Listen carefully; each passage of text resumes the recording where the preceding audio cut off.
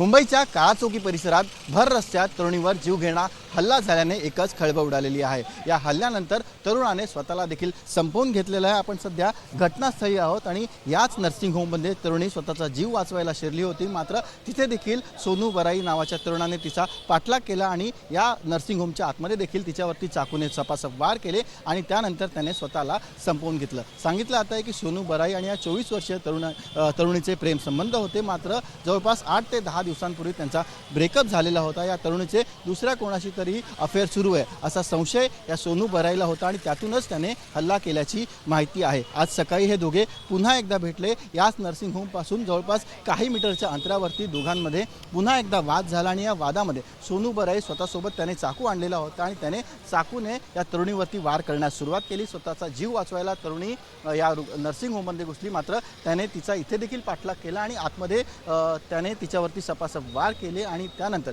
त्याने स्वतःला संपवून घेतल्याची माहिती आहे। सध्या आपण बघतोय की घटनास्थळावरती काळाचौकी पोलीस आलेली आहे, त्यासोबतच फॉरेन्सिकची टीम इथे आलेली आहे आणि जे काही पुरावे आहेत, सीसीटीव्ही फुटेज आहे, ते सध्या पोलिसांकडून गोळा केले जात आहेत। व्हिडिओ जर्नलिस्ट अनिल पवारसह सचिन गाड, एबीपी माझा, मुंबई।